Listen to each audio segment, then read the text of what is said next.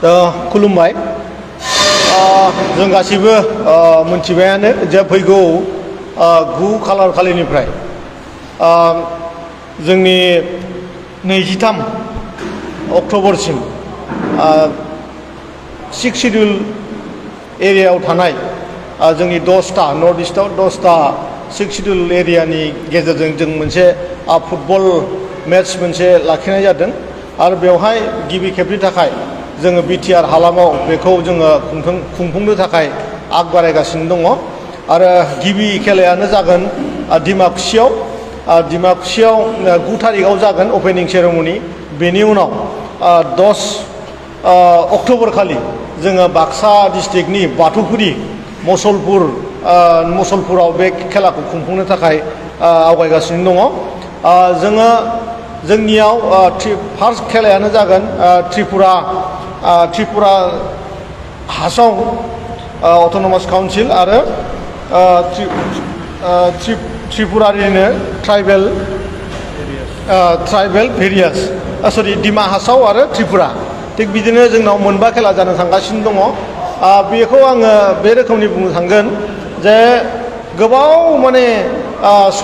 समनिफ्रायनो बेफोरबायदि मोनसे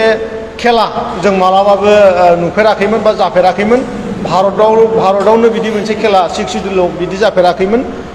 बेखायनो जोङो बे बाराव जोंनि बे हालामाव बे खेलाखौ खुंनाय जों जोबोद माने गासिबो रायजो राजाखौ आपिल खालामदों जे बयबो जाहाथे माने जोगो फैनानै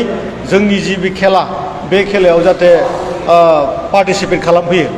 जोङो थार्ड मेच जि दङ माने थार्ड पजिशननि जि खेला बेखौबो जोङो बाथौफुरियावनो जोङो खुंफुंनो थाखाय आवगायगासिनो दङ बेवहाय जि माने हानजायानो थार्ड प्लेस लानो हागोन बे खेलाखौ बेयावनो फाथिगोन आरो बाखि 23 थारिखआव क'क्राझाराव साइ सेन्टाराव बिनि फाइनाल खेलाखौ जों खुंफुंनो थांगासिनो दङ आरो बेवहाय जायनो चेम्पियन जानो हागोन बियो 3 लाख रां मोननो हागोन आरो बेजों लोगोसे ट्रफि आरो जाय बेवहाय सेकेन्ड पजिशन लागोन बेयो 2 लाख रां लोगोसेनो ट्रफि आरो थार्ड प्लेसाव 1 लाख रां आरो बेजोंहाय लोगोसेनो ट्रफि आरो बिनि बादैबो man of the series man of the match बेबायदि गोबां माने फिसा आरो माने प्राइजबो होनाय जागोन जोंनि बाथौफुरियाव जोङो जोंनि माने अपेनिंखौ जि माने अपेनिं सेरेमनि बे अपेनिं सेरेमनिखौ मानगोनां जोंनि मन्त्रि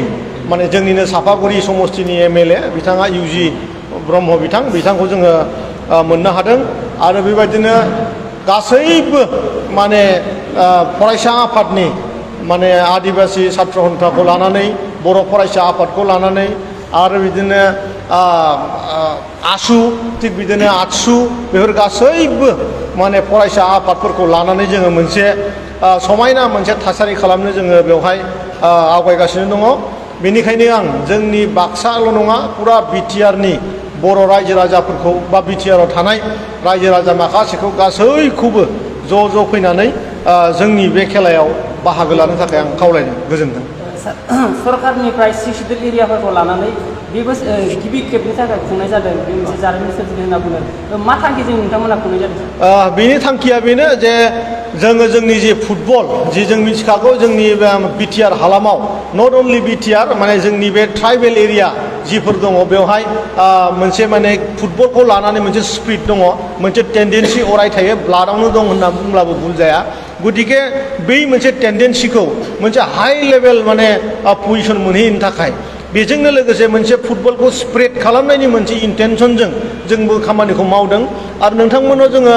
मालाबानो बार बुंबोगासिनो दंखायो जे फैगौ समाव बिटिआरनिफ्रायनो जोङो जार्मानि आरो सुइडेन आरो इंलेन्डआव जोङो गोबां प्लेयारफोरखौ जोङो बे बाराव ट्रेनिं होनो थाखाय जोङो थिग थाक खालामनाय जादों बेखायनो फुटबला जाहाथे जोंनि ब्लाडआव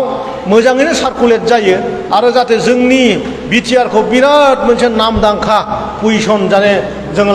नामदांखा जों जाहाथे जानो हायो बे मोनसे टेन्डेन्सि दङ आरो बेजोंनो लोगोसे 6 शिड्युल एरियाफोरखौ गावजों गाव मोनसे सिनायलायनाय आरो अनलायनायनि मोनसे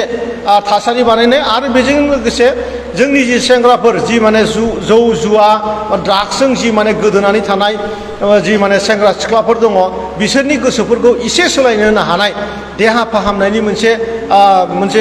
मोजां मोनसे जिहेतु जों मिथिखागौ खेलाया मोनसे पार्ट गतिके बेबो जाहाथे थाफायो बेबायदि मोनसे माखासे माने बिजोंखौ लाफानानैनो बे खेलाखौ फाथिनाय जादों आरोखि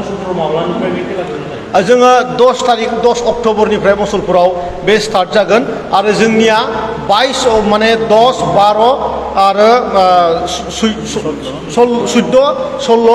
18 आरो 22 तारिखआव बेवहाय मोनबा टिमा गेलेगोन जोंनाव शिडिउल दङ अलरेडि जोङो माने मिडियायावबो हगारदों आरो बिभिन्न माने प्रेस माने माबायाव हगारनाय जादों आरोखि गेलेगिरिफोरखौ मा खालामनो सानदों बेखौनो खावलायगोन जे माने फुटबला आसलते माने जोंनि हालामाव मोनसे जोबोद मोनसे मोजां थासारि लाबोनो हानाय मोनसे खेला आरो जोङो बयबो मिथिखागौ जोङो गेलेनायजों मोजां मोनसे देहा फाहामनानै लानो हायो ओंखायनो जायफोर माने सुबुंफ्रा माने खेलानि प्रति इन्टारेस्ट दङ गासैबो जाहाथे फुटबल गेलेनानै गावजों देहा लोगोसे गावनि समाजजों लोगोसे गावनि माने गावनि हारि गासैखौबो जाहाथे नाम खामायलांनो हायो बिदिखौ जाहाथे बेखौ लानानै जाहाथे आवगायबोयो आरोखि सार बे फुटबल लिगखौ नायफैनो थाखाय पाब्लिकफोरखौ मा बुंनो सानो बा इयाव माबाफोर फिसनि लादों नामा बेवहाय जेबो फिस गैया बेयाव गासिबो गभर्नमेन्टनि खेलासो बेवहाय फिसनि खोथा गैया गासिबो फैनानै जिरायनानै नायनो हागोन जों बेवहाय चेयार टेबुल आरो टेन्टनिबो बेबस्था खालामनानै होदों गासिबो फैनो हागोन आरो आं खावलायगोन जे जोंनि मुसलपुराव बाथौफुरियाव गासैबो रायजो राजाया जाहाथे लोब लोब फैनानै जोंनि खेलाखौ नायफैयो आरोखि